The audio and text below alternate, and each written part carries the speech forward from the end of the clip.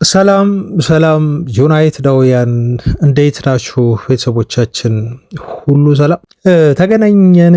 ፋሚሊዎች ዛሬም እንደተለመደው እናንተን የሚመጥኑ ዩናይትዳዊ የሆኑ ዜናዎችን መረጃዎችን ይዤላችሁ ተገኘው እነሱን ማሰማችሁ ይሆናል። የቤንጃሚን ሼሽኮ ወቅታዊ ሁኔታ፣ ለብራይተኑ ጨዋታ ይመለሳል አይመለስም ስለሚለው ጉዳይ፣ ማይክል ካሪክ በብራይተን ጨዋታ ላይ ታዳጊዎችን ለመጠቀም ስለማሰቡ ግን ዝርዝሩን ነግራችኋለሁ እንዴት በሚለው ላይ፣ የእንግሊዝ እግር ኳስ ማህበር በማንቸስተር ዩናይትድ ምክንያት አንድ ህግ ሊቀይር ስለመሆኑ ነግራችኋለሁ። በጣም የሚያስገርም ነው። ከሲቲ ጋር በፈጠሩት ንትርክ ምክንያት ነው ህጉ የሚቀየረው። ዝርዝሩን ትሰማላችሁ።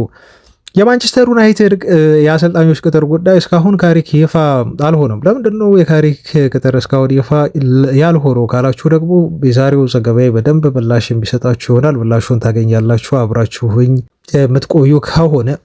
ከዝውውር ጋር በተያያዘ ደግሞ በጣም ወሳኝ የሆኑ ዜናዎች አለኝ። ለምሳሌ ዩናይትድ ኤክስፔሪንስ ያለው ጥሩ የሆነ የአጥቂ መስመር ተጫዋች ይፈልጋል ተብሏል። ማን ናቸው እስቲ እውነት ወደ ዩናይትድ ሊመጡ ከሚችሉ ስማቸውም ከተነሱ አጥቂዎች መካከል እነኚህ አጥቂዎች ብዬ በተለይ ሁለት አጥቂዎች ላይ አተኩሬ ዛሬ ማደርሳችሁ ዜና አለኝ። ከፎረስት ሁለት ተጫዋቾችን እናያለን። በተለይ የጊብስ ዋይት ስም ከዩናይትድ ጋር መነሳቱ በጣም አስደስቶኛል። እኔ በግሌ ልጁን ስለምወደው። ዜናውንም ግን ምንድነው ያለው አዲስ ነገር እሱንም ነግራችኋለሁ። ከዛ ውጭ የኢሌት አንደርሰን ዝውውር አሁን በጣም እየወጣበት ነው መረጃ እና ምንድነው ኢሌት አንደርሰን ወደ ማንቸስተር ዩናይትድ እንዲመጣ የሚያደርጉ ክስተቶች አሁን በጣም እየተበራከቱ እየበዙ መጥተዋል። እነኚህ ምክንያቶች ምንድን ናቸው የሚለውን በዝርዝር እናያለን። ብቻ አብራችሁን ስትቆዩ የተለመደ ፍቅራችሁን የተለመደ ላይካችሁን እያደረጋችሁ አስተያየታችሁንም ቢሆን እየሰጣችሁን ጥያቄም ካለ እያቀረባችሁ ኮሜንት ላይ አብራችሁኝ ሁኑ። ቤተሰቦች መልካም ቆይታ። በቅድሚያ ከማንቸስተር ዩናይትድ ስኳድ እንዲሁ ዜና ልጀምር። እሁድ ምሳ ሰዓት ላይ ነበር ጨዋታ ያደረግነው በኢትዮጵያ ሰዓት አቆጣጠር 8:30 ማለት ነው። የአንድ ጨዋታ እንደው በጣም ኢንጆይ እንዳደረግንበት ምንም ጥያቄ የለውም። የዩናይትድ ደጋፊዎች በጣም ጥሩ የሆነ ጨዋታ ነበር። እንደ ገለልተኛ ተመልካችም አዝናኝ ነው። ምሳ ሰዓት ላይ እንደሚደረጉ ጨዋታዎች አልነበረም ጨዋታው። ከዩናይትድ ውጤትም በላይ ደግሞ እንደው ሮይኪን ቢተቸንም ለዚህ ያህል ሪከርድ ተጋረ ብሩኖ ፈርናንዴዝ በሚል ብዙ ቅጥ ያጣ ደስታ አገላለጽ በደጋፊዎቹ ብቻ ሳይሆን በተጫዋቾቹ ማየቴ እንደው እንዳዘን አድርጎኛል ብሏል። ሮይኪን ግን የሮይኪንን አስተያየት እንደው ኬር የምናደርግ ባይመስልም በዩናይትድ ደጋፊዎች በብሩኖ አሲስት ሪከርድ መጋራት ከዛ ባለፈ ደግሞ እንደው አለመስበሩ በራሱ እያስቆጨን ግን በመጋራቱ የተደሰትንበት ጨዋታ ነው። ከዛ ጨዋታ በኋላ ግን ተጫዋቾቻችን ሰብሰብ ብለው በማንቸስተር ቀዝቀዝ በምትለው ማንቸስተር ከተማ ምሽት ላይ የእራት ግብዣ እንዳደረጉ ተገልጿል። ይሄ የቲም ቦንዱን በደንብ እንግዲህ በዩናይትድ ቤት ያለው አንድ ተጫዋች ጎል ሲያስቆጥር በደስታቸውን አብሮ የሚገልጹበት መንገድ፣ እንደዚሁም እንደዚህ ቡድናዊ የሆኑ ስኬቶች በተገኙ ቁጥር በምሽቱ የማንቸስተር ድባብ እራት አብለው የቡድን ተጫዋቾቻችን አብሮ የሚመገቡበት እና ቤተሰባዊ በሆነው የማንቸስተር ዩናይትድ ስሜት እንዲሁ በጣም ነው እንግዲህ የኮራ ነው። ያ ቀን ተጫዋቾቻችን አብረው ምሽት ከቤተሰቦቻቸው ጋር ወይም ከእጮኛዎቻቸው ጋር ራት በልተዋል የሚለው እንግዲህ አንዱ ዜና ነው። እንደው ስለ ቡድናችን ወቅታዊ ሁኔታ ልንገራችሁ ብዬ ነው እንጂ ቢግ ዴል ሆኖ አይደለም።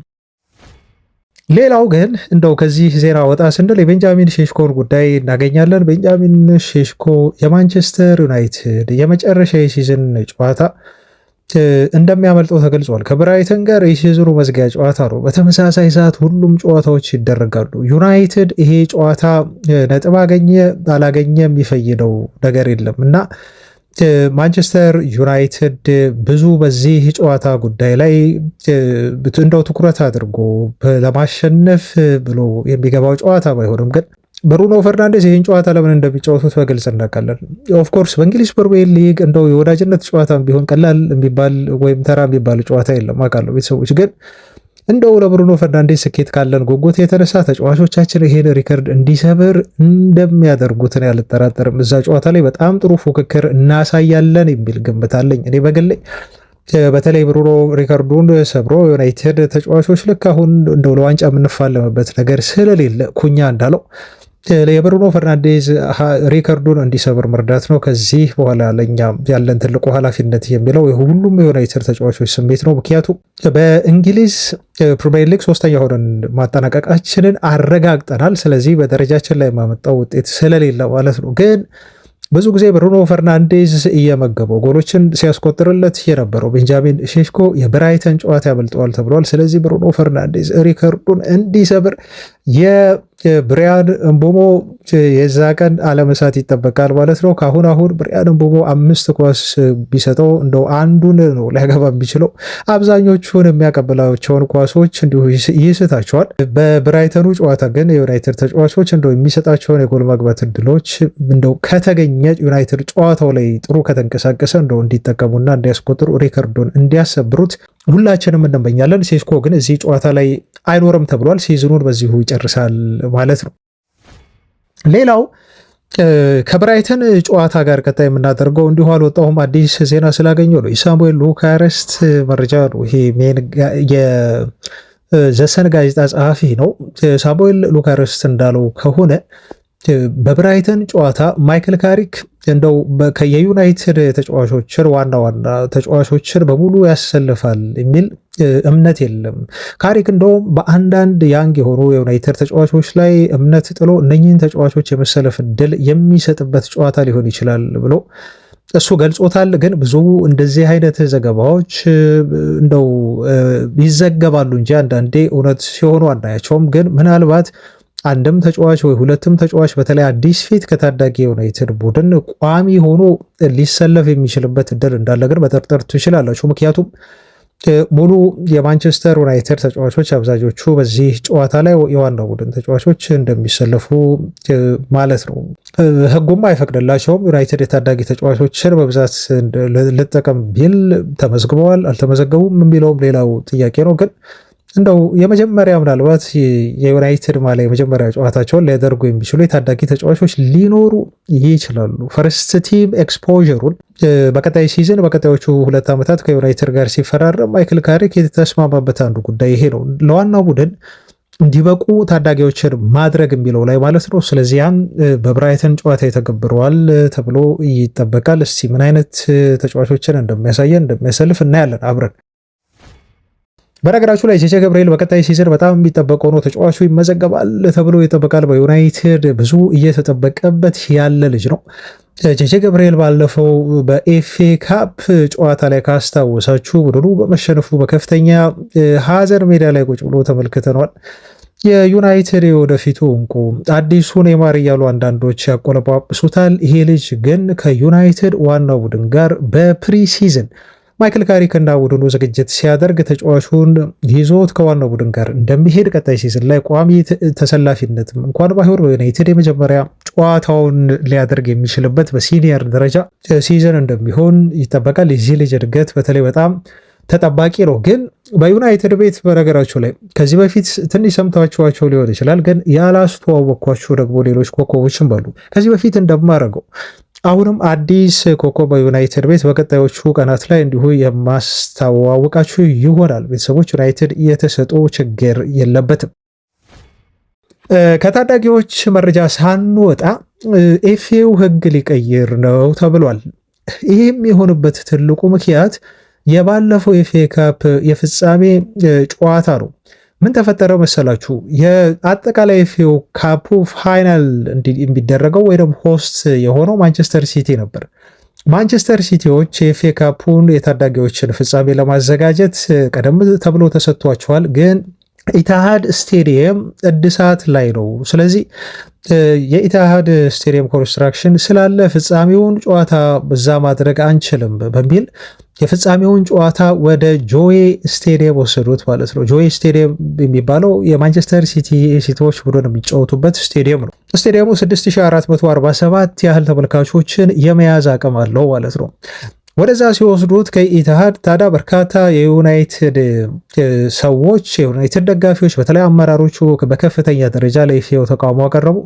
ተቃውሟቸው ደግሞ 6447 እንደው ተመልካች የሚይዝ ስቴዲየም ላይ ጨዋታውን ከምናደርግ ለምን በኦልድ ትራፎርድ ጨዋታው አይደረግም? ስህተቱ እንግዲህ የኛ አይደለም። ምክንያቱም ኢትሃድን እነሱ ለመገንባት ለኮንስትራክሽን ሲሉ ነው በኢትሃድ ጨዋታውን አናደርግም የሚሉት። ስለዚህ እነኚህ ታዳጊዎች መነሳሻ ይሆኗቸዋል፣ ራሳቸውን የሚያሳዩበት ለዓለም እግር ኳስ ቤተሰብ እንደውም በደንብ ራሳቸውን የሚያስተዋውቁበትና ትልቅ የሆነ መነሳሻ ነውና ጨዋታውን ወደ ኦልድ ትራፎርድ ወስደን በኦልድ ትራፎርድ በብዙ ተመልካቾች የታጀበ በጣም ደማቅ የሆነ ፕሮግራምና ጨዋታ እናደርገው በሚል ለኤፍኤው ዩናይትዶች ጥያቄ ያቀርባሉ። ግን የኤፍኤው መጀመሪያ ቀርቦ እንግዲህ ስለተሰጠ ፖስቱ ይሄ ሊሆን አይችልም በሚል ከውሳኔ ላይ ይደርሳሉ። ከዛ ጨዋታው ይደረጋል ማለት ነው በሲቲ ሴቶች ስቴዲየም።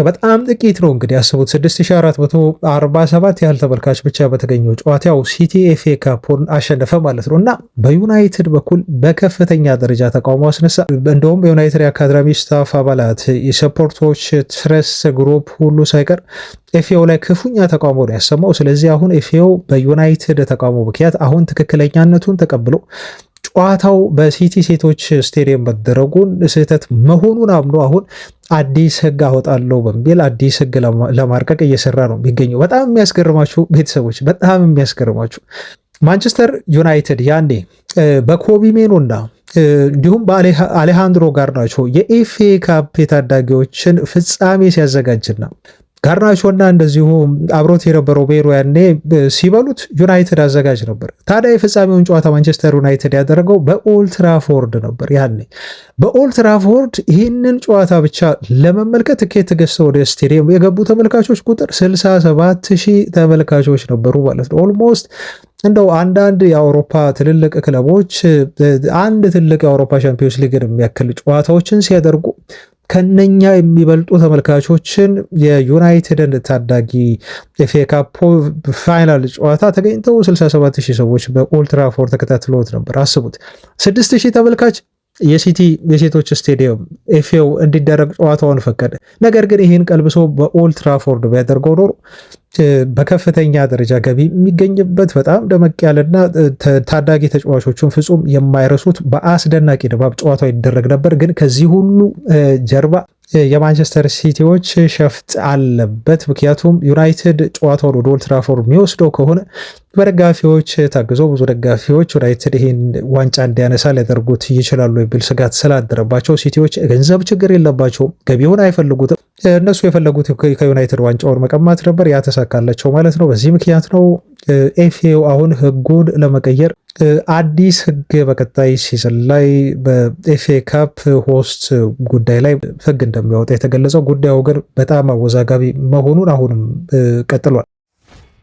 ወደ ቀጣይ ዜናችን እንለፍ ቤተሰቦች። የዩናይትድ ቋሚ አሰልጣኝ ጉዳይን በተመለከተ እነ ፋብሪሶ ሮማኖ እጅግ የምናምናቸው ጋዜጠኞች ማንቸስተር ዩናይትድ ማይክል ካሪክን ቋሚ አሰልጣኝ አድርጎ ቀጥሮታል። እንደውም በውስጥ ሁሉም ነገር አልቆ ኮንትራት ሁሉ ተፈራርመዋል ብሎን ፋብሪሶ ሮማኖ ነግሮን ነበረ። ግን እስካሁን ድረስ ይፋ አልሆነም። እኛም ዜና ላይ ስናደርሳችሁ አይ ቲንክ የቅዳሜ ቪዲዮ ላይ በቀጣዮቹ 48 ሰዓት ላይ ይሄ የካሪክ ቅጥር ይፋ ይሆናል የሚል መረጃን እንዲሁ ሳደርሳችሁ ነበረ። ብዙ የሚታመኑ የዜና ምንጮች ያሉት የዘገቡት ነገር ስለሆነ ግን እስካሁን ድረስ ይህ ጉዳይ ዘግይቷል። ለምን ዘገየ የሚለው ግን አሁን ምላሽ ያገኘሁ ይመስለኛል። እሱን ምላሽ እነግራችኋለሁ። ከዛ በፊት ግን ሆላንድን ታውቁታላችሁ፣ ካስተዋወቂያችኋለሁ። ስቲቭ ሆላንድ የሚባለው የማይክል ካሪክ ረዳት ይባል እንጂ ከጀርባ በጣም ብዙ ወሳኝና ቁልፍ የሆኑ ስራዎችን የሚሰራለት ሰው ነው። የካሪክን የባክሩም ስታፍ ዋነኛው ሰው ነው ብላችሁ ማለት ትችላላችሁ። አንዳንዶች የካሪክ ቀኝ እጅ ይሉታል። እንደው ሜዳ ውስጥ ሲያስቸግረው ነገሮችን ለመቀየር በዋነኛነት የሚያማክረውና እንደው የሆነ ነገር ከመወሰኑ በፊት የሚጠይቀው ካሪክ ይህንን ሰው ነው። ስቲቭ ሆላንድ ይባላል። ይህም ሰው አሁን ከካሪክ ጋር እስከ ጁን 2028 ሲደመር እስከ 2029 ድረስ ስራውን አብሮ ለመስራት ውል ተዋውሏል ተብሏል። በነገራችሁ ላይ በጣም የሚያስደሰት ዜና ነው። ይህን አልጠበቀም። ለ6 ወር ያህል ነበር ከካሪክ ጋር በዩናይትድ ቤት ቆያለው ሲዝኑ እስኪጠናቀቅ ድረስ ብሎ አስቦ የተቀላቀለው። አሁን ግን እንግዲው በሰራው ጥሩ ስራ ምክንያት ከካሪክ ጋር ሽልማቱን አግኝቷል ማለት ይቻላል። ስቲቭ ሆላንድም ከካሪክ ጋር የ3 ዓመት ከ2 እስከ 3 ዓመት የሚያውቀው ኮንትራት ፈርሞ በዩናይትድ ቤት ይቀጥላል ማለት ነው። ያለው ልምድ የሚገርም ልምድ ነው። ልክ እንደ አሲስታንት ማናጀር ሆኖ በኤቪቢ ሰርቷል። እንዲሁም ከዲማቲዮ ጋር እንዲሁ አብሮ ሰርቷል። ከዛ አብሮት የሰራው ደግሞ ከቤኒቴዝ ጋር ነው። የቀድሞ የሊቨርፑል አሰልጣኝ ናቸው። እነ ጆዜ ሞሪኖን መጥቀስ እንችላለን። እነ ጎሲርዲክን አብሮ ሰርቷል። ከትልልቆቹ እንዲሁ ከኮንቴ ጋር አብሮ በቼልሲ ቤት ሳለም አብሮ መስራት የቻለና በጣም በጣም በጣም የካበተ ልምድ ያለው የማይክል ካሪክ ቀኝ እጅ ተብሎ የሚጠራ ነው። ስቲቭ ሆላንድም በዩናይትድ ቤት አዲሱን ኮንትራት ከካሪክ ጋር ለመቀጠር አብሮ ፈርሟል የሚለው ትልቁ ዜና ነው። ሳሙኤል ሉካርስት ደግሞ ማንቸስተር ዩናይትዶች የማይክል ካሪክን ቀጣይ ኮንትራት እና ቅጥር ጉዳይ እስካሁን ድረስ ይፋ ያላደረጉት የባክሩም ስታፍ አባላቱን በተመለከተ ስምምነት ላይ ባለመደረሱ ነው ተብሎ ተገልጿል። ለምን እንዳስቸገራቸው ታውቃላችሁ ቤተሰቦቻችን? ምክንያቱም እነኚህ ሰዎች የተቀጠሩት ልክ እንደ ካሪክ ሁሉ እንደው በጊዜያዊነት በ6 ወር ለመስራት ነው አብረውት የመጡት እና በጣም አጭር ኮንትራት ይዘው ነው የመጡት። ረጅም ኮንትራት ላይ ሲሆን ደግሞ ምን ያደርጋሉ? ፍላጎታቸውን ይጨምራሉ። የ3 ዓመት ሲሆን በ6 ወር በተቀጠሩበት እና ለጊዜው እንደ ዩናይትድ ለመፍትሄ ብሎ በሰበሰበበት ኮንትራት ሊቀጥሉ አይችሉም። ስለዚህ የካሪክ ኮንትራት ሪዞልቭ ሊደረግ ይችላል። በጣም ኢዚ ነው። እሱ ተስማምቷል፣ እንደውም ፈርሞ ጨርሷል ነው ያለን አይደል ፋብሪዞ ሮማኖ። ቤተሰቦች ግን አብረውት ያሉ የእሱ ባክሩም ስታፍ አባላቱ እያንዳንዱ አሰልጣኝ ማለት ነው እነ ኢቫንስን ጨምሮ እንደዚሁም አንድም ሰው አለ ስሙ ይጠፋብኛል ማን እንደሆነ እሱም ጨምሮ ተከላካዩ ማለት ነው እና ሌሎችም የባክሩም ስታፍ አባላት እንግዲህ እነሱ በግል ነው በተናጠል የሚስማሙት ማለት ነው ይሲ እና እነኚህ ሰዎች ተስማምተው መጨረስ አለባቸው። ለምሳሌ ሩበን አሞሪም ወደ ማንቸስተር ዩናይትድ ሲመጣ ባክሩም ስታፍ አባላቱን በሙሉ ነው ይዞ የሚመጣው ይሲ። ስለዚህ ችግር የለም። ምክንያቱም እነሱ ኦልሬዲ ይታወቃሉ ኮንትራት ምን ያህል እንደሆነ ከአሞሪም ጋር ዩናይትድ የሚስማማው አሞሪም ቀድሞ ይስማማል። ስለዚህ እነሱም አብረው ነው የሚስማሙት ከአሞሪም እኩል ማለት ነው። ለባክሩም ስታፍ አባላቱ የራሳቸው የሆነ ፕራይስ አላቸው። አሞሪም ያንን ፕራይስ ነው ይዞ የሚመጣው የሚቀርበው። አት ዚስ ፖይንት ግን በዚህ ሰዓት በዩናይትድ ቤት ከካሪክ ጋር ግን እየሆነ ያለው ነገር ሁሉም በተናጠል ነው የሚደራደረው ማለት ነው። ምክንያቱም ካሪክ መጣ ጊዜያዊ አሰልጣኝ ስለሆነ እሱ ባክሩም ስታፍ የሚባል ነገር የለውም። ያው ታውቃላችሁ፣ ምክንያቱም ማይክል ካሪክ በጣም ጠንከር ያለ እንደው ኤሊት የሆነ አሰልጣኝ አይደለም። ለምሳሌ ፔፕ ጋርዲዮላ ካለ የትም ቢሄድ፣ ጆዜ ሞሪኖ ካለ የትም ቢሄድ አብረው ይዟቸው የሚሄዱ ተአማኝ የሚሏቸው ባክሩም ስታፍ አባላት አላቸው። እነኚህን ሰዎች በየትኛውም ክለብ ሲዘዋወሩ አብሯቸው ይዟቸው ይሄዳሉ። በአጋጣሚ አንዳንድ ሰዎችን ሊቀይሩ ይችሉ ይሆናል እንጂ። ስለዚህ ኮንትራታቸው የሚጠይቁት ነገር በሙሉ የሚታወቅ ነው። አንድ ላይ ነው የምትደራደሩት። ዩሴ ከአሰልጣኙ ጋር ትደራደራላችሁ። ወይራስ በዩናይትድ ቤት አሁን ስትመጡ ያለው ሁኔታ ግን ሁሉም ነገር እየሆነ ያለው በተናጠል ስለሆነ ከዚህም ከዛም የተሰበሰቡ ሰዎች ስለሆኑ ካሪክ የሳባቸው እና ይጠቅሙኛል ብሎ እንደው ክፍተቶችን እያየ የሰበሰባቸው ሰዎች በመሆናቸው በተናጠል ነው ማለት ነው እንግዲህ ለድርድር ጠረጴዛ ስበው የሚቀመጡት እና እያንዳንዱ ሰው መስማማት አለበት። እያንዳንዱ ሰው የራሱ ፍላጎት አለው፣ የሚጠይቀው ኢንተረስት አለ። ስለዚህ በዛ መልኩ ይስማማል ማለት ነው። ምናልባት ካሪክ በቀጣይ በጣም ጥሩ ወደ ኤሊት ወደሆነ አሰልጣኝነት ከተቀየረና በዩናይትድ ቤት እጅግ ስኬታማ ከሆነ ይህን ባክሩም ስታፍ አባሉን ይዞ ወደ ሌላ ክለብ ሲሄድም አብሯቸው ይዞ ሄዳል።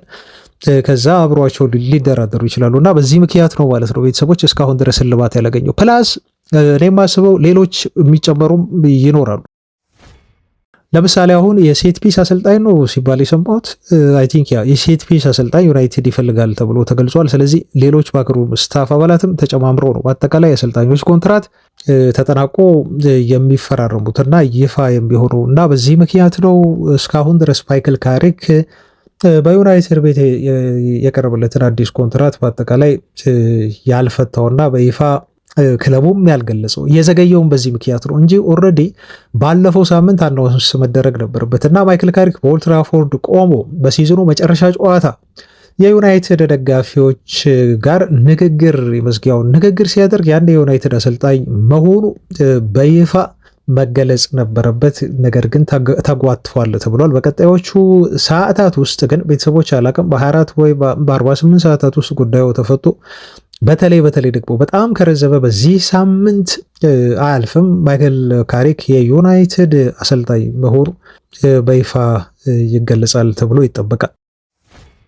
እንቀጥል ፋሚሊዎች፣ ዜናዎቻችን አልተነኩም፣ አሁንም አሉን። አሁን ወደ ዜናዎቻችን እናልፋለን። አዳዲስ የሆኑ መረጃዎችን ወደ እናንተ የማቀርብበት ጊዜ ነው ይሄ ሰዓት ማለት ነው። ከመጀመሪያው እንደው የምን ክፍል ብለው ስለ ዜናም ደግሞ ወቅታዊ የሆነ የክለባችንን ጉዳይ የሚመለከት ክለቡ ያለበትን ወቅታዊ ሁኔታ የሚመለከት መረጃ ብለን እሱም ብንይዘው፣ ቀጣዩን ክፍል ደግሞ የዝውውር ዜናዎችን የምናደርስበት ክፍል ብለን ብንይዘው ሁለቱም የሚያስኬድ ይሆናል ማለት ነው እና በዚህ መልኩ እንቀጥላለን።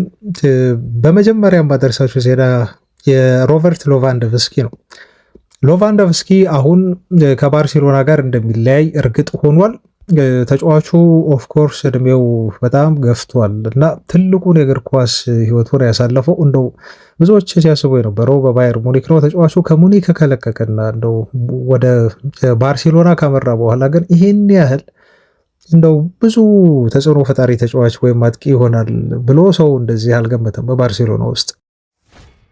ግን ቁጥራዊ መረጃዎቹን ሳይ እኔ በጣም ነው ያስገረመኝ። እውነት ለመናገር ቤተሰቦች 37 ዓመቱ ነው ተጫዋቹ።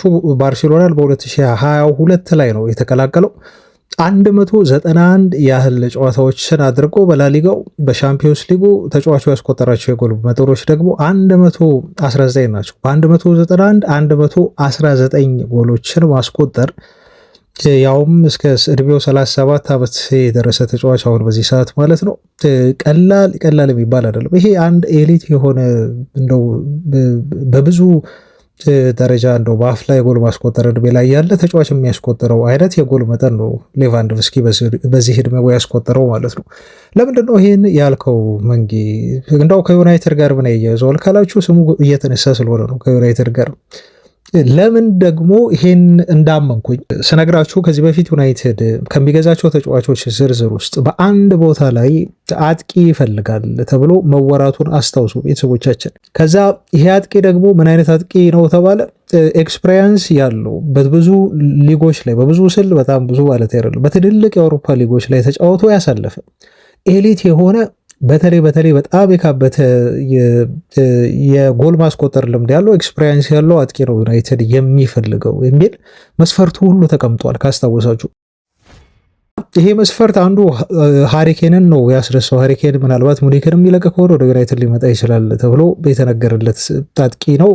ራትክሊፍ በግል እንደሚወዱት ብሎ ከዚህ በፊት ወደ ዩናይትድ ያመጡታል ተብሎ ሁሉ መነገሩን ታስታውሳላችሁ። ከዛ ውጭ ደግሞ በሙኒክ ቤት ተጫዋቹ አሁን ሁሉ ነገር በቃ ጨርሷል። እንደ ቡንደስሊጋን በልቷል። ቻምፒዮንስ ሊግ ነበረ የቀረው። አሁን እሱን እንደማያነሳ ኦልሞስት ተረጋግጧል። ስለዚህ እንደው በጀርመን አዲስ ኮንትራት ፈርሞ እስካልቆየ ድረስ ውል ማፍረሻ ሂሳብ ስላለው ዩናይትድ መጥቶ የሚጠይቀው ከሆነ ተጫዋቹ በተለይ እንግሊዝ መጥቶ የምንጊዜም ከፍተኛ ጎል አስቆጣሪነት ሪከርዱን ከሺረር ለመስበር ጥሩ ድል ስለሚፈጥርለት ዩናይትድ ሊቀላቀል ይችላል ተብሎ አሁን ሃሪኬን ስም መነሳቱ አይቀርም። በነገራችሁ ላይ ጊዜው ሲደርስ ታያላችሁ። ግን አስቦት አሁን ዩናይትድ ላስቀመጠው እንደዚህ አይነት መስፈርት ይህን መስፈርት ማሟላት የሚችሉ በጣም ቤስት አጥቂዎች ብላችሁ እናንተ ካስቀመጣችሁ ከሃሪኬንና ከሌቫንዶቭስኪ ውጭ ተጫዋች የምታገኙ አይመስለኝም። በደንብ ፊት የሚያደርጉ ተጫዋቾች ናቸው። ለምን ዩናይትድ የፈለገው ቤንጃሚን ሼሽኮ ሜንተር የሚያደርግለት አጥቂ ነው፣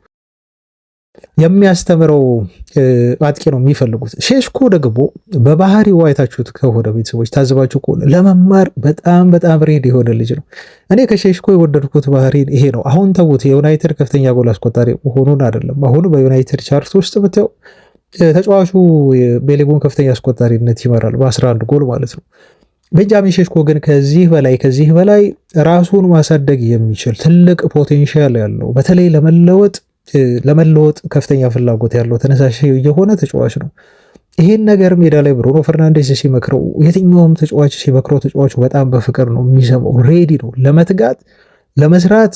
ሪንግቦሮ ሃላንድ የደረሰበት ሌቨል ላይ ለመድረስ ቤንጃሚን ሼሽኮ ሁሌም ቢሆን ሬዲ ነው፣ ኤክስትራ የሆኑ ልምዶችን ሁሉ እስከ መስራት። ታዲያ ይሄ ልጅ የሚያስፈልገው ማን ነው? ልክ እንደ ሌቫንዶቭስኪ አይነት ወይም ደግሞ እንደ ሃሪኬን አይነት በዩናይትድ በየሳምንቱ ልጫወት ብሎ የማያስቸግር ቤተሰቦች ያስመሩበት በየሳምንቱ ካልተሰለፍኩኝ ብሎ ቲም የማይበጠብጥ እና የመሰለፍ እድል በተሰጠው ቁጥር ግን ተሰልፎ ቤንጃሚን ሼሽኮ አንዳንዴ ሙቭመንቶችን እንቅስቃሴዎችን ምን ማድረግ እንዳለበት ሜዳ ላይ በጨዋታ ቀን እንዲሁም በልምምድ ፕሮግራም እንዲሁም ከልምምድ ውጭ ደግሞ ባሉ ውይይቶችና በተለያዩ ንግግሮች ወይ ደግሞ በተለያዩ የፐርፎርማንስን በሚያሻሽሉ የስኪልን በሚያሻሽሉ ጉዳዮች ላይ የሚመክረው በተለይ ደግሞ ሜዳ ላይ በደንብ ሜንተር የሚያደርገው ተጫዋች ይፈልጋል ማለት ነው እና ለቤንጃሚን ሼሽኮ እንደ ሌቫንዶቭስኪ ወይም ደግሞ ሌቫንዶቭስኪ እንደውም ፍሪ ኤጀንት ነው እንደነ ሃሪኬን አይነት ተጫዋቾች የሚመጡለት ከሆነ ዩናይትድን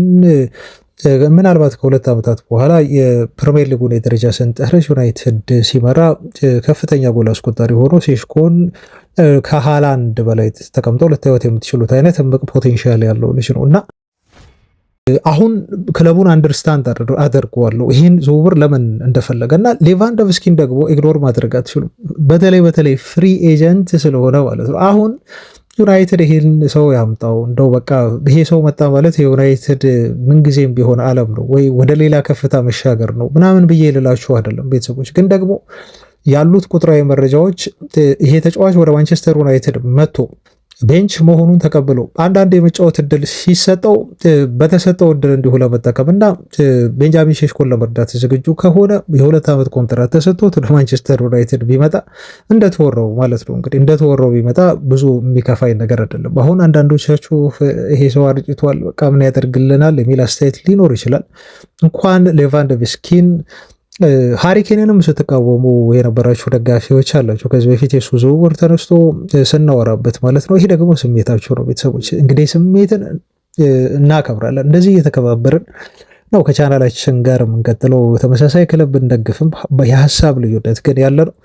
የሀሳብ ልዩነታችንን ግን በመክያት በማስረዳት በዚህ መልኩ እንቀጥላለን። እናንተም ሀሳብ ልሰጡበት ትችላላችሁ ኮሜንት ላይ ማለት ነው። ይህን ሀሳብ የክለቡን ሀሳብ እንዴት ወደዳችሁት? ሪዮ ፈርዲናንድ እንደሚያምነው ከሆነ ማንቸስተር ዩናይትድ ሌቫንዶቭስኪን ማምጣት አለበት ብሏል።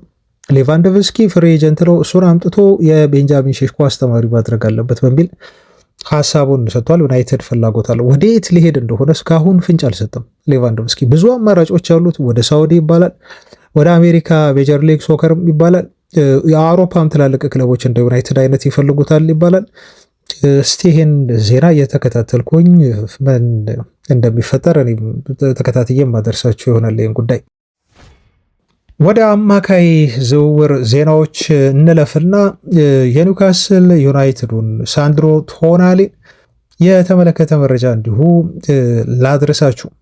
በዚህ ዜና ላይ የምነግራችሁ ትልቁ ነገር ምንድን ነው? ከጣሊያን የወጡ በርከት ያሉ መረጃዎች አሉ ሰሞኑን እና ተጫዋቹ አሁን ወደ ማንቸስተር ዩናይትድ የመሄድ እድል እንዳለው ብዙ የዜና ምንጮች ነው እየዘገቡ ያሉት ማለት ነው። በተለይ ከወደ ጣሊያን ያሉ ብዙ ጊዜ የጣሊያን ጋዜጦችን ወይም ደግሞ የጣሊያን ጋዜጠኞችን መረጃ በጣም ሲሪየስ አድርገን አንውሰደው እላቸዋለሁ። አሁንም ቢሆን ይሄን ነገር ደግመዋለሁ ቤተሰቦች።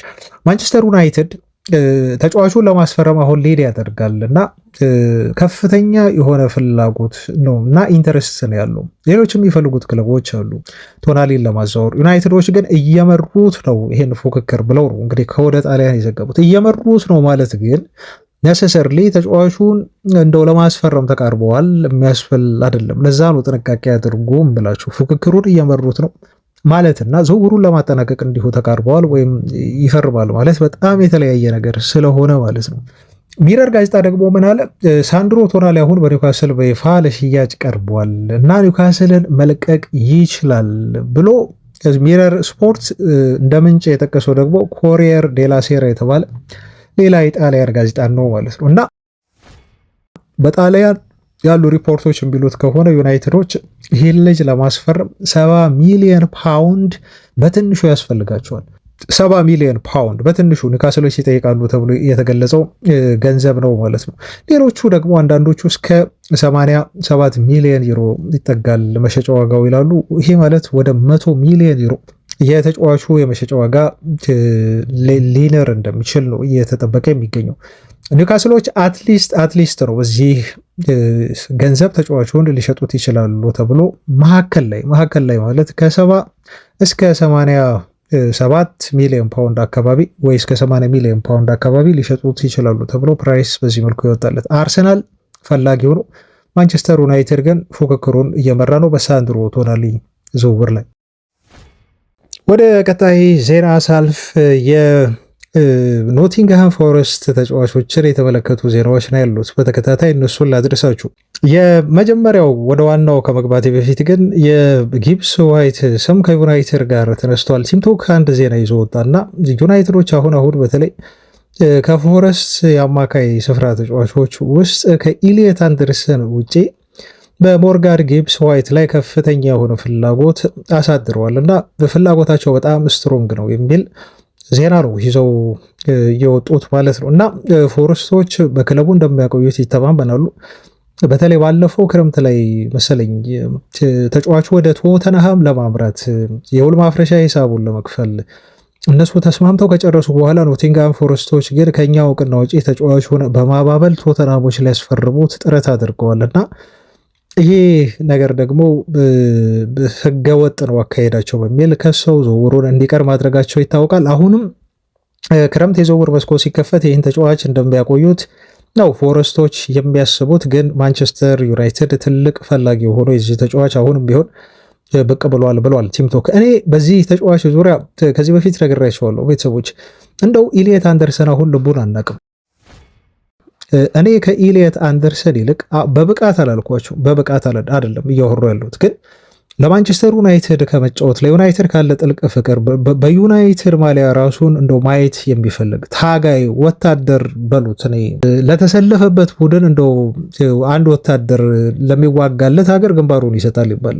ሞርጋን ጊብስ ዋይት ደግሞ በተፈጥሮ በራሱ ተጫዋቹ እንዲሁ ታጋይ ነው፣ ዋሪየር ነው። ባለፈው እንደውም ተሰንጥቆ ነበር ግንባሩ ላይ አይታችሁት ከሆነ ግንባሩ ተሰንጥቆ እንኳን ከሜዳ መውጣት የማይፈልግ መጫወት በዛው መቀጠል የሚፈልግ የሚገርም እኔ እንግሊዛዊ ደም ያለው ልጅ ነው። ልጅ ባለፈው በኦልድ ትራፎርድ ላይ ተመልክታችሁት ከሆነ ግራ እስኪገባኝ ድረስ ይሄ ልጅ ምንድን ነው አጥቂ ነው ወይንስ ደግሞ አማካይ ነው ብላችሁ በራሳችሁን እንድትጠራጠሩ ተጫዋቹ የት ቦታ ላይ እንደሚጫወት እስክትጠራጠሩ የሚያደርግ የጎል ቁጥር ነው ያለው። በነገራችሁ ላይ ያስምሩበት የጎል ቁጥር ሞርጋን ጊብስ ዋይት ምናልባት ከቦክስ እስከ ቦክስ መጫወት የሚችል እና እስከ በማጥቃትም እንዲሁም በመከላከልም አማካይ ስፍራ ላይ በደንብ ቲሙን ማገዝ የሚችል ልጅ ሊሆን ይችላል። ግን ደግሞ ያለው ኢንስቲንክት የሆነ ጎል የማስቆጠር እና በተለይ በማጥቃቱ ረገድ የመረበሽ ተከላካዮችን የማመስ ኳሊቲው ዩናይትድ ይሄን ልጅ በኢግኖር ማድረግ የለበትም ብዬ እንዳስብ ነው እኔ የሆንኩት። በተለይ ኦልድ ትራፎርድ ላይ ካየሁት በኋላ ልጁ ደግሞ የዩናይትድ ደጋፊ ነው። ይሄን በተደጋጋሚ ሲናገር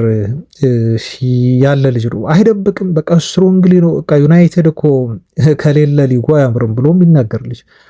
ማንቸስተር ዩናይትድ አሁን ተፎካካሪ ሆኗል። የድሮ ዩናይትድ ተመልሷል። ይሄ ማለት የፕሪሚየር ሊግ ውበት ተመልሷል ብሎ የሚያወራ ልጅ ነው ልጁ እና በጣም የሚያስገርም የዩናይትድ ፍቅር አለው። አስቡት፣ ኢማጅን በዚህ ያህል ደረጃ ለዩናይትድ ፍቅር ኖሩት። ተፈጥሯዊ የሆነ ደግሞ ታጋይነት በእግር ኳሱ ቀድሞ ሆኖ ያለው ልጅ የዩናይትድ ማሊያ ለብሶ ሲጫወት እኔ ለቡድኑ ሮይኪንን ነው የሚሆንልን። ለዩናይትድ ሮይኪንን ይሆናል ሞርጋን ጊብስ ዋይት ማለት ነው። ግን ዩናይትድ ደግሞ የሚፈልገው ሞር እንደው ኦል ራውንድድ የሆነ ተጫዋች ስለሚፈልግ ዩናይትድ እንደው ቲሙን በደንብ አድርጎ ኳስን ኮንትሮል የሚያደርግ አማካይ ክፍሉን እንደው ቦስ የሚያደርግ በተለይ አማካይ ክፍሉ ላይ ትኩረት ስላደረገ ያን ቦስ የሚያደርግ ተጫዋች ስለፈለገ ዩናይትድ ነው ኢሊየት አንደርሰን ላይ ያተኮረው እንጂ ከገንዘብ አንጻር በሉት ምናልባት ኢሊየት አንደርሰን ከሚጠየቅበት ግማሽ ገንዘብ ዩናይትድ ይሄን ልጅ ከፍሎ ላይ ያመጣው ይችላል። ኢሊየት አንደርሰን 120 ድረስ እየተባለ ነው። ሞርጋን ጊብስ ዋይት ግን አይ ቲንክ በ60 ወይ 70 ሚሊዮን ፓውንድ ሊገኝ የሚችል ተጫዋች ነው እና ዩናይትዶች ይሄን ልጅ ኢግኖር ካደረጉት ትክክል አይደሉም። እኔ የኢሊየት አንደርሰንን የዩናይትድ ዝውውር አሁን እንግዲህ ሲቲም ስላለ ሲቲዎች እጃቸውን አስገብተውበት ስላሉ ተጫዋቹም ቢሆን ያደላ ነው። ሁለቱም የት ሊሄድ ሲቲ ሊሄድ ዩናይትድ ሊሄድ ለሁለቱም ደግሞ በሩን ክፍት ያደረገና ወደ ሁለቱም ክለቦች ደግሞ ለመዛወር የተዘጋጀ ልጅ ነው።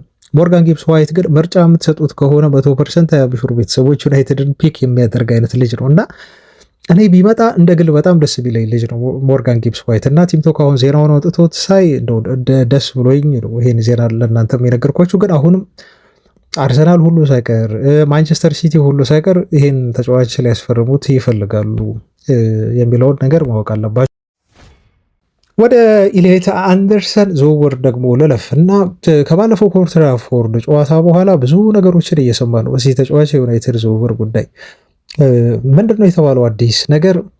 ካሪክ በራሱ አሁን ኢሊየት አንደርሰንን አምጡልኝ ብሏል። ያው ኮንትራቱን በውስጥ እንደፈረመ ታውቃላችሁ፣ ይፋ አልሆነም እንጂ ተጫዋቹን በተለይ ኦልድ ትራፎርድ ላይ ሲጫወት ከተመለከተው በኋላ እና ተጫዋቹን ሁሉ እንዳወራው ከተጠናቀቀ በኋላ ልክ ብሩኖ ፈርናንዴዝ እንዳናገረው ሁሉ እንዳወራው ማይክል ካሪክ ተነግሯል። እና ከኦልድ ትራፎርድ ሲወጣ ደግሞ ከጀርባ በር ላይ ሆነው እንደው ትላንት መረጃውን ሳደርሳችሁ ብዙ ነገር ሲሉት ነበር የዩናይትድ ደጋፊዎች። ኤሊዮት አንደርሰን ቀጣይ ና ወደኛ ኮንትራትህን ዝም ብለህ ፈርም ለሲቲ እንዳትጫወት እያሉ ብዙ ነገር ብለውታል። ኮሜንቱን ሁሉ እንደው አላነሳሁላችሁም እንጂ ኢንስታግራም ፖስቱ ላይ የሰጡት ኮሜንት የዩናይትድ ደጋፊዎች በጣም በጣም የሚያስገርም ነው። ገብታችሁ ቼክ ማየት ትችላላችሁ፣ ማንበብም ማለት ነው። የመጨረሻ ፖስቱ ላይ ከዩናይትድ ተጫዋቾች ጋር የፖስተውን ፖስት ማለት ነው። እና ቀጣይ ሲዝን በቃ በኦልድ ትራፎርድ ከዩናይትድ ጋር እንገናኝ ሲለው አንድ ደጋፊ አጎንብሶ ፈገግ እያለ እየሳቀ የሄደበት ቪዲዮ ሲቲዎችን ይረብሻል። ምንም ጥያቄ የለው። ሲቲዎችን ይረብሻል። ተጫዋቹ ኢግኖር አላደረጋቸውማ። በጣም እየሳቀ ነው የሄደው እንደዚህ ሲሉት ማለት ነው ተጫዋቹና ተጫዋቹ በዚህ መልኩ ኦልድ ትራፎርድ ሜዳ ላይ እንግዲህ የዩናይትድ ደጋፊዎችን ድባብ እየተመለከተ ለሚፈልጉት የዩናይትድ ሰዎች ደግሞ እንደሚችል ትልልቆቹ ባለስልጣናት ባሉበት እና ጨዋታውን በተከታተሉበት እነ ቤራዳን ትላላችሁ እነ ዊልኮክስ እነ የክለቡ ባለቤት ደግሞ ሰር ጂም ራትክሊፍ በተገኘበት አስደናቂ የሆነ ብቃቱን ያሳየው ኤሊዮት አንደርሰን እና ካም ኤንድ ጌት ሚ አይነት ነገር ነው እና ከፈለጋችሁ ከፍላችሁ ውሰዱኝ የሚል የሚያስገርም የሆነ ብቃት ነው ያሳየው ከአሲስቱ ውጭ ማለት ነው። ተጫዋቹ ቁጥራዊ መረጃዎቹን ትላንት ስነግራችሁ ነበር። አሁን ማይክል ካሪክም አምጡልኝ አለ። ይህን ተጫዋች ፈልጎታል። ቁጥር አንድ የአማካይ ስፍራ የግዢ ኢላማ ዩናይትድ እንዳደረገው ሁሉ ማይክል ካሪክም ይሄ ስራውን ከተቀበለ በኋላ አምጡልኝ ብሎ ነግሯቸዋል ተብሎ ተገለጸ። ስለዚህ ምንድነው የተባለው? አንድ ዜና ልንገራችሁ። በዚህ ተጫዋች ዙሪያ የወጣ ዜና ነው። ክሪሽ የሚባል የዜና ምንጭ ነው ይሄን መረጃ ይዞት የወጣው። አንዳንድ የዜና ምንጮች አሉ፣ ተባራሪ ማለት ነው። ተባራሪ ማለት ለምሳሌ ከክለቡ ጋር የቀረበ ግንኙነት ያላቸው ግን ደግሞ ስማቸውን የማይጠቅሱ ሰዎች አሉ። ለምሳሌ ልክ እንደ ኢንዲካላ አይነቶች ማለት ነው። እነኚህ ሰዎች መረጃ ያገኛሉ ወይም መረጃ እናገኛለን ብለው ነው እንግዲህ ያን ዜና የሚያወጡት ከወኪሎች ጋር ከክለቡ ሰዎች ጋር ወይ ከተጫዋቾች ጋር የሆነ ኮንታክት አለን ብለው ዜና የሚያወጡ አይነት ሰዎች ነው ያወጡትን መረጃ አሁን የምነግራቸው። ለምሳሌ ይሄ ሰው ምን አለ? ኤክስክሉሲቭ በሚል አምዱ ላይ ኤሊዮት አንደርሰን ከማንቸስተር ዩናይትድ ሰዎች ጋር ዳይሬክት የሆነ ንግግር አድርጓል ነው እሱ የሚለው። ዳይሬክት የሆነ ንግግር አድርጓል። ወኪሎቹም እንደዚሁ አውርተውታል። ይህን ነገር ከባለፉት 24 ሰዓታት ውስጥ አረጋግጫለሁ እና አሁን ነገሩ ጠንከር እያለ ነው የሚል ኤሊዮት አንደርሰን ወደ ዩናይትድ እንዲመጣ ንግግሮች በመደረግ ላይ እንደሆኑ ነው ማለት ነው የተገለጸው። እንደውም እሱም እንደሚለው ከሆነ የመረጃው ምንጩ ኦልድ ትራፎርድ ላይ ኤሊዮት አንደርሰን ከተጫወተ በኋላ ወኪሉ ሁሉ ሳይቀር ነው ከዩናይትድ ሰዎች ጋር እዛው ያወራው በዝውውሩ ጉዳይ እና ወኪሎቹም እዛው ነበሩ ኦልድ ትራፎርድ ተብሎ ተገልጿል። ማይክል ካሪክም ቢሆን በቀጥታ ተጫዋቹን እንዳናገረው ከጨዋታው መጠናቀቅ በኋላ ከድሬሲንግ ሩም ውጪ ነው ተብሎ የተነገረው። ከድሬሲንግ ሩም ውጪ ተጫዋቹን ለብቻው ጠርቶ እንዳናገረው እና በዚህ የተነሳ ደግሞ በነ ኮቢ ሚኑ እና በነ ብሩኖ ፈርናንዴስ ሁሉ ሳይቀር ከተጫዋቹ ጋር ኮንታክት እንዳደረጉ ወደ ዩናይትድ እንዲመጣ ለማሳመን የግል ይሄ ማግባባት ነገሮችን እንደሰሩ ጨዋታው ከተጠናቀቀ በኋላ ይሄ ዜና ወጥቷል ማለት ነው። አሁን የኖቲንግሃም ፎረስቶች ነው እንግዲህ ምን ያህል ገንዘብ ይጠይቃሉ ተጫዋቹን ለመሸጥ የሚለው ነው በጣም ከባድ የሚሆነው ነገር የሚመስለኝ እኔ በግሌና ፎረስቶች እንደው በትንሹ 80 ሚሊዮን ፓውንድ እንግዲህ ዩናይትድ አገኘዋለሁ ብሎ የሚያስብበት ገንዘብ ነው። ግን እነሱ ከዚህም በላይ እስከ 100 ሚሊዮን ፓውንድ ድረስ እንደው ሊጠይቁ የሚችሉበት እድል በጣም ሰፊ ይመስለኛል። 120 እንኳን የሚሄዱ አይመስለኝም። እኔ በግሌ ግን ተጫዋቹ ዩናይትድ ብቻ አይደለም፣ አርሰናል እንደሚፈልገው ያውቃሉ፣ ቼልሲ እንደሚፈልገው ያውቃሉ፣ ማንቸስተር ሲቲ እንደሚፈልገው ያውቃሉ። እነዚህ ክለቦች ደግሞ አሁን ከፋይ ናቸው። ስለዚህ ፎረስቶች ጠንከር ያለ ገንዘብ መጠየቃቸው አይቀርም። ዩናይትድ አሁን ይሄን ገንዘብ ይቋቋማል ወይ የሚለው ነው። በቃ ለመክፈል የዩናይትድ አመራሮች መሳሳት የለባቸው። እኔ ልጁን ካመሩበት ቁጥር አንድ ኢላማችን ነው ብለው ካሉ እና ወደ ማንቸስተር ዩናይትድ እንደሚመጣ ማረጋገጫ ከሰጣቸው አይ ቲንክ ይህን ልጅ ሂድበት ብለው ዝውውሩን እንደሚያስፈጽሙ ማለት ነው። ሰር ጂም ራትክሊፍ አድርጎት ብሏቸው ለዩናይትድ ሰዎች እነ ቤራዳ እና ቁልፎቹ ሰዎች ማለት ነው እነ ቪቭል ወይ ደግሞ ሌሎቹ የዩናይትድ አመራሮች ዊልኮክስን ጨምሮ ዝውውሩን የሚያጠናቅቁበት እድል በጣም ሰፊ ነው። ግን የመጀመሪያውን ትልቁን ውሳኔ የሚፈልገው የሰር ጂም ራትክሊፍ ተጫዋቹን በተከፈለው ዋጋ ከፍሎ የማምጣት ውሳኔ ይመስለኛል ማለት ነው። በዚህ ተጫዋች ዝውውር ጉዳይ ያለን እድል ይሄ ነው። ሰሞኑን ደግሞ እየወጡ ያሉ ተስፋ የሚሰጡ ነገሮች አሉ። በዚህ ተጫዋች ዝውውር ጉዳይ ወደ ማንቸስተር ዩናይትድ እንዲመጣ በሮችን እያሰፉለት ያሉ ክስተቶች ማለት ነው ቤተሰቦች። እነኚህ ክስተቶች አሁን ተራቸውን እየጠበቁ አንድ በአንድ ለዩናይትድ ኢሌት አንደርሰን ወደ ማንቸስተር ዩናይትድ እንዲያመራ በር እየከፈቱለት ይገኛሉ። እነኚህ ክስተቶች ወይም ሁነቶች ምንድናቸው? ትላንት አንድ ዜና ሰማን። ምናልባት ኢሌት አንደርሰን ወደ ማንቸስተር ሲቲ ለመሄድ እንዲመርጥ ከሚያደርጉት ምክንያቶች አንዱ የፔፕ ጋርዲዮላ በሲቲ ቤት መኖር ነው። አሁን ፔፕ ጋርዲዮላ ሲዝኑን ሊያጠናቅቅ በሲቲ ቤት ያ ሁሉ ክብሮችን እንደው በየዓመቱ 2 ዋንጫና ከዛ በላይ እየወሰደ ላለፉት 10 ዓመታት የቆየበትን እንደውም በአጭር ጊዜ እውነት ለመናገር ቤተሰቦቻችን ሰር አሌክስ ፈርጉሰን በጣም ብዙ ዓመታት ያሁን ሁሉ ዋንጫ ለመሰብሰብ ዶሚኔት ለማድረግ የእንግሊዝን እግር ኳስ ብዙ ዓመታት ፈጅቶበታል ፈርጉሰን። ፔፕ ጋርዲዮላ እንደምታውቁት ግን በአጭር ጊዜ ነው ይህን ሁሉ ዋንጫና ይህን ሁሉ ድል ያስገኘው። ባለፉት ጥቂት ዓመታት እኮ ማንም እንደው ክለብ በመሃል ሊቨርፑል እንዲሁ የሆነ ጊዜ ደግሞ ቼልሲ በመሃል ጣልቃ ገብተው ዋንጫ አነሱበት እንጂ ፔፕ ጋርዲዮላ እንግሊዝ ፕሪሚየር ሊግን ቶታሊ ዶሚኔት አድርጎታል። አሁን እንዴት ነው ዶሚኔት ያደረገው? በገንዘብ ኃይል ነው። ተጫዋቾች እንደፈለጉ በግፍ በማያልቅ ገንዘብ ስለሚያስፈርሙለት ነው። እሱ ሌላ ጥያቄ ነው። ግን አሰልጣኙ ይችላል። በጣም አስገራሚ አሰልጣኝ ነው ፔፕ ጋርዲዮላ። ብዙ ከዋክብቶች ከመላው ዓለም እንደው ሲፈርሙ ለማንቸስተር ሲቲ ለፔፕ ጋርዲዮላ ብለው እዛ ሲቲ ቤት እንደሚሄዱም ደግሞ ዓለም ያውቃል ይሄን ነገር። ኢሌት አንደርሰን በሲቲ ቤት መጫወት ከሚፈልገባቸው ትልቁ ምክንያቶች አንዱ በፔፕ ጋርዲዮላ ምክንያት ነበር። ከሱ ጋር አብሮ መስራት ስለሚፈልግ የሚል ዜና ወጥቶ ነበር። ከዛ ውጭ ደግሞ ከሲቲ ጋር አብሮ ዋንጫ ማንሳት ይፈልጋል።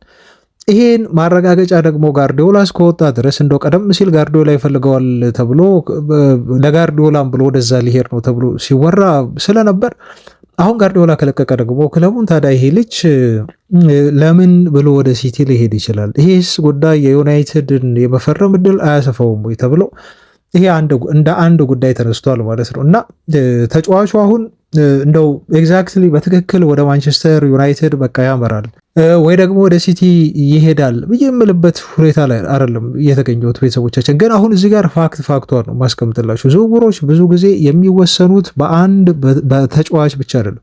ልጁ መምጣት ሊፈልግ ይችላል። እሱ ስለፈለገ ብቻ ግን አንድ ዝውውር ሊሆን አይችልም። ብዙ ከጀርባ የሚነሱ ጥያቄዎች አሉ። በዚህ ተጫዋች ጉዳይ ኢንተረስት ያላቸው የጥቅም ትስስር ያላቸው በርካታ ሰዎች አሉ፣ ወይም ደግሞ ድርጅቶች አሉ ከዚህ ተጫዋች ጀርባ ማለት ነው። እና እነኚህ ሁሉ ነገሮች የተጫዋቹን ማረፊያ ይወስናሉ። ግን ደግሞ ውሳኔው ላይ ተጽዕኖ ሊያሳድሩ የሚችሉ ምክንያቶች አሉ። ከነኛ ምክንያቶች አንዱ ነው ፔፕ ጋርዲዮላ ማንቸስተር ሲቲን መልቀቁ ለዩናይትድ እንደ ጥሩ ዜና ተደርጎ ሊወሰድ ይችላል ተብሎ የቀረበው ይሄን እንደ ጥሩ ዜና አድርጌ ያቀረብኩላችሁ ማለት ነው ቤተሰቦች። እና አሁን ግን እዚህ ጋር ጠቅለል ሳደርገው የዚህን ተጫዋች ቀጣይ ማረፊያ የሚወስነው ቤተሰቦቻችን የማንቸስተር ዩናይትድ ዲተርሚኔሽን ነው። ሌላ ምክንያት ልንገራችሁ። አንደኛ ኢሌት አንደርሰን ከኦልትራፎርድ ሲወጣ በደጋፊዎች እንደዛ ሲደረግ እንደዛ ወደ ክለባችን እንዲመጣ ሲወተወት ተጫዋቹ በቪዲዮ ሲጠየቅ እየሳቀ ፈገግ ብሎ ነው የመለሰው። ይሄ ጥሩ መልካም የሆነ ፖዚቲቭ ዜና ነው። ሁለተኛ ነገር ደግሞ ኢንስታግራም ላይ የፖስተው ፖስት እንደው እኔ አውቆ ኢንቴንሽናል ያደረገው ነገር ነው። ካሳሜሮን ከዛ ደግሞ በሌላ ፎቶ ኮቢ ሜኖን ከዛ ደግሞ በሌላ ፎቶ ሶስተኛ ፎቶ ብቻውን ዩሲ ካሳሜሮ ሊለቅ እንደሆነ ያውቃል። የካሳሜሮ ተተኪ ይሆናል ተብሎ ደግሞ የሱ ስም ከዩናይትድ ጋር እየተያዘ እንደሆነ ያውቃል። ከማ ጋር ይጣመራል ተብሎ ደግሞ እየተወራ ነው ከኮቢ ሜኖ ጋር ቢጣመር ይሄ ልጅ በጣም ጥሩ የሆነ የአማካይ ምንድነው ጥምረት ይፈጥራል ተብሎ ሲወራ ነበር። ተጫዋቹ ራሱ ሲወራ የነበረውን ስቶሪ በሶስት ፎቶዎች እዛ ጋር አስቀምጠልን ማለት ነው። ስለዚህ ፍላጎት ባይኖረው ኢንተረስቱ ባይኖር አሁን የዩናይትድን ዲተርሚኔሽን እዛው ትቼ ነው ቤተሰቦች የዩናይትድ ምን ያህል እሱን ለማስፈረም ጥረት ያደርጋሉ የሚለው በጎን ይቀመጥና ልጁ ግን ፍንጭ እየሰጠን እሺ አይ ዋንት ቱ ቢ ካሳምሮ ሪፕሌስመንት ማለቱ ነው፣ ሌላ ማለት አይደለም። ኮቢ ሜኖ ጋር አብሬ ተጣምሬ ዩናይትድን አማካይ ክፍል መብራት እፈልጋለሁ እኮ ብሎ እያለ ነው። ሌላ ተጫዋች የለም ከብሩኖ ፈርናንዴዝ ጋር ሆኖ ፎቶ እዛው የተነሳበት ብሩኖ ፈርናንዴዝ ሰላም ሲለው ከሱ ጋር ሲያወራ የተነሳበት ፎቶ የለም። እሱን መፖሰት ይችላል ወይ ከሌላ ከነ ሀገሩ ልጆች ከሆኑት ከነ ሉክ ሾው ጋር ወይም ከሌላ የማንቸስተር ዩናይትድ ተጫዋቾች ጋር የሆነ ፎቶ አምጥቶ መፖሰት ይችላል። ግን እሱ ዴሊብሬትሊ የካሳሜሮን ፎቶ አመጣ፣ የኮቢ ሜኖን ፎቶ አመጣ፣ የራሱን የብቻ ፎቶ አመጣ። ስለዚህ እናንተ ዶቱን ገጣጥሙት። ራሱ ስቶሪው ራሱ ኤሊዮት አንደርሰን ያደረገው ነገር ያወራል፣ ድምፅ አለው። እንደው ዝም ቢልም ፖስቱ አፍ አውጥቶ ቢያወራም ግን ትልቅ መልእክት ያለው ፖስት ነው ልጁ የፖስተው እና ይህም ሌላ ፍንጭ ሊሆን የሚችል ነገር ነው። ቤተሰቦች ሌላው እዚህ ጋር ግለጸው ካላችሁኝ ደግሞ ወደኋላ መለስ ብዬ የሲቲን የዝውውር ታሪክ ሂስትሪ ሳይ ሲቲዎች አንዳንድ ጊዜ ተጫዋቾችን በጣም ቢፈልጉም ጫራታ ሲበዛባቸው የመፈርጠጥ ባህሪ ያላቸው፣ ጫራታ ሲበዛባቸው ይፈረጥጣሉ። ይሄን በዲክላን ራይስ አሳይተውናል። ሲቲዎች የራሳቸው የሆነ ተመን አላቸው። በነገራቸው ላይ ውል ማፍረሻ ሂሳብ ካልሆነ በስተቀር በተለይ በጫራታ ተጫዋች ለማስፈረም ሌላ ክለብ ሲፎካከራቸው ቶሎ ብለው የመውጣት ባህሪ ያላቸው። በተለይ ያ ተጫዋች ልቡ ሁለት ቦታ ከሆነ እነሱ ጋር ለመፈረም ወደ እነሱ ወስዶ የሚመጣ ተጫዋች ከሆነ እና ካለናንተ ውጭ ሌላ ክለብ አልፈልግም ካላቸው ሊገፉበት ይችላሉ። ግን 2 ወይ 3 ክለብ ይዞ የሚያጫርት ተጫዋች ከሆነ ከዛ ተጫዋች ፉክክር ይወጣሉ። ብዙ ጊዜ ይሄን አይተናል። በዲክላን ራይስ ዝውውር ላይ አርሰናል መቶ ሲያቀርብ አይ በቃናሉ ወጡ ሄዱበት። ልጁ አርሰናልን ስለመረጠ ብዙ መግፋት አልፈለጉም። በሌሎችም ዝውውሮች ላይ እንደው ምክንያት ልሰጣችሁ ይችላሉ። እንደ ምሳሌ አንስቼ ለምሳሌ የፍሎራን ዊትዝን ዝውውር ተመልከቱ። ሊቨርፑል ልክ ሲገባ እና ሊቨርፑል በደንብ እንደው ይዞ የዚህን ተጫዋች ማረፊያ አንፊልድ አደርጋለሁ ብሎ በደንብ በገንዘብ ሲፎካከራቸው ሲቲዎች ወዲያው ነው ከተጫዋቹ ዝውውር ፉክክር ውጭ የሆኑት ወጡ። እዚህ በዲክላን ራይስ ዝውውር ላይ ወጡ። ሌሎችንም እንደዚሁ ምሳሌዎች ልጠቅስላችሁ እችላለሁ። እንደዚሁ ለጊዜው ጠፋብኝ እንጂ በአንዳንድ ዝውውሮች ላይ ሲቲዎች አይ በቃን ከዚህ በኋላ በዚህ ዝውውር ጉዳይ ላይ ብዙ አንሳተፍም ብለው ነቅለው ከዝውውሩ ፉክክር የወጡባቸው ሞመንቶች አሉ ማለት ነው። አሁንም የዩናይትድ ዲተርሚኔሽን በጣም አስፈላጊ ነው። እነሱ ካልፈለጉ ለምሳሌ ፍሬድን ፈልገው ነበር። ከዚህ በፊት እንደውም ማስታወስኩት ፍሬድን ፈልገው ነበር። ከዩናይትድ ተጫዋቾች ሁሉ ሳይቀር ተከላካዩን ሃሪ ማጉዌርን ፈልገው ነበር። ዩናይትድ 80 ሲከፍል ለሃሪ ማጉዌር ግን እነሱ 80 አንከፍልም በቃ አሉ፣ ወጡ። አሁንም የዩናይትድ ዲተርሚኔሽን በጣም ወሳኝ ነው ልላችሁ ፈልጌ ነው። ምን ያህል ዩናይትድ እሱን ለማስፈረም በጥንካሬ ከሲቲ ጋር ይፎካከራል የሚለው ማለት ነው። እኛ ከሲቲ ጋር አቅም የለንም፣ ሲቲዎች ገንዘብ አላቸው፣ እነሱ የሚከፍሉትን ገንዘብ እኛ ማቅረብ አንችልም የሚል ፍርሃት ካላቸው የዩናይትድ አመራሮች ሊያገኙት ይችላሉ ከዩናይትድ ቀድሞ። ግን ደግሞ እጅ ካልሰጡና ዲተርሚኔሽናቸው ሀይ ከሆነ ደግሞ በዩናይትድ በኩል ተጫዋቹን የሚያገኙበት እድል አለ። ሲቲ ከዝውውሩ ራሱን ሊያገል ስለሚችል ማለት ነው። ለማንኛውም እነኚህ የኤሊዮት አንደርሰን የማንቸስተር ዩናይትድ ዝውውርን በተመለከተ የወጡ ትላንት አዳዲስ ጉዳዮች ናቸው ማለት ነው። ቤተሰቦች ይህን ይመስላል እንግዲህ ስለ ዝውውር ያስኩላችሁ ዜና። ለዛሬም እዚህ ላይ ይብቃል። ብዙ መረጃዎች ይኖራሉ አሉን አሁንም ቢሆን እጃችን ላይ፣ ግን ነገ እንመለስበታለን። ብዙ ጊዜ ቪዲዮ ይረዝማል በሚል ስለምንሰጋ ዜናዎችን ስንነግራችሁ በማብራራት ላይ መሰረት ስለምናደርግ አጫጭር ዜናዎችን ብቻ እየነገርናችሁ አንወጣም። በዛ ምክንያት ነው። ቤተሰቦች ይሄ ቪዲዮ ከወደዳችሁት አሁንም ላይክ አድርጉ፣ ሰብስክራይብ አድርጉ፣ ተቀላቀሉ። የዝውውር መስኮት አሁን የሚከፈትበት ጊዜ ነው። ስለ ብዙ ጉዳዮች አብረን የምናወራበት አብረን የምንቀጥልበት ወቅት ነውና ድጋፋችሁ ኃይሌን አብራችሁን ሁኑ። ነገ እንገናኛለን። እስከዛ ሰላም ሁኑ ባይ